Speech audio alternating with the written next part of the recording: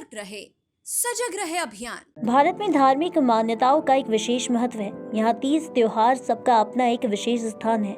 साथ ही इनके मनाने का तरीका और इनकी कथाएं भी काफी रोचक है। आज हम आपको बताने जा रहे हैं होली से जुड़ी कुछ रोचक कहानियाँ। पौराणिक कथाओं में होली। इस त्योहार की शुरुआत बुंदेलखंड में झांसी के एरठ से हुई थी। ये कभी हिरण्यकश्यप की राजधानी हुआ करता था। राक्षस हिरण्यकश्यप अपने पुत्र प्रहलाद की हत्या करवाना चाहता था, क्योंकि प्रहलाद भगवान नारायण का असीम भक्त था।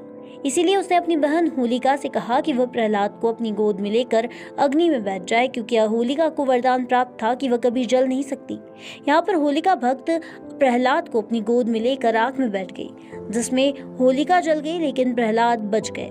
कहा जाता है कि तभी से होली के पर्व की शुरुआत हुई थी। होली का वैज्ञानिक महत्व। होली शिशिर और वसंत ऋतु का संधिकाल है। जब ऋतुओं में बदलाव होता है तब इसका प्रभाव मानव शरीर पर भी पड़ता है और त्रिदोष के कारण बीमार होने की आशंका बनी रहती है। आयुर्वेद के अनुसार शिशिर ऋतु में ठंड के प्रभाव से शरीर में कफ की अधिकता ज्यादा हो जाती है और वसंत ऋतु में तापमान बढ़ने पर कफ के शरीर से बाहर निकलने की क्रिया में कफ दोष पैदा होता है। इस वजह से सर्दी, खांसी, सांस की बीमारियों के साथ गंभीर रोग जैसे खसरा, चेचक आदि होते हैं। इसका बच्चों पर प्रकोप अधिक दिखाई देता है। इसके अलावा वसंत के मौसम का मध्यम तापमान शरीर के साथ मन को भी प्रभावित करता है और ये मन में आलस्य भी पैदा करता है। इस अवस्था में अग्नि की परिक्रमा करने, नाचने और गाने से स्वास्थ्य लाभ मिलता है। अग्नि का ताप जहाँ रोगाणुओं को नष्ट करता है, तो वहीं खेलकूद की अन्य क्रियाएं शरीर में जड़ता नहीं आने देती और कफ दोष भी दूर किया जाता है। शरीर की ऊर्जा और स्फूर्ति भी कायम रहती है। होली रंग का हिस्सा कैसे बनी? यह भगवान कृष्ण की अवधि के लिए माना जाता है।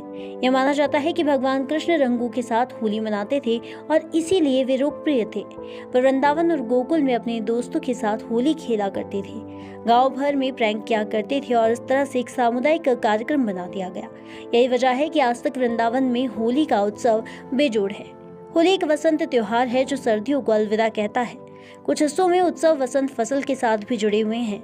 नई फसल से भरे हुए अपने भंडार को देखने के बाद किसान होली को अपनी खुशी के एक हिस्से के रूप में मनाते हैं और इस वजह से होली को वसंत महोत्सव और काम महोत्सव के रूप में भी जाना जाता है। होली एक प्राचीन त्योहार। होली सबसे पुराने हिंदू त्योहारों में से एक है और यह संभवतः ईसा के जन्म से कई शताब्दियों पहले शुरू हुआ था।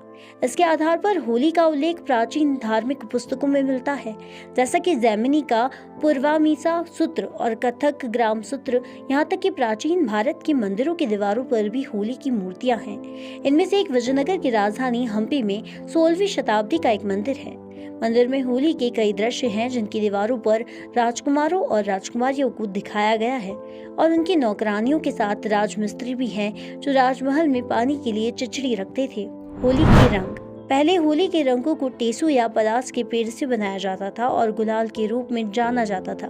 रंग त्वचा के लिए बहुत अच्छे होते थे, क्योंकि इन्हें बनाने के लिए किसी रसायन का नहीं इस्तेमाल किया जाता था। लेकिन त्योहारों को सभी परिभाषाओं के बीच समय के साथ रंगों की परिभाषा भी बदल गई। आज लोग रसायनों से बने कठोर रंगों का उपयोग करने लगे हैं। होली खेलने के लिए भी तेज रंगों का उपयोग किया जाता है, जो खराब है। यही कारण है कि बहुत से लोग इस त्योहार को मनाने से बचते हैं। हमें इस पुराने त्योहार का आनंद और उत्सव की सच्ची भावना के साथ लेना चाहिए।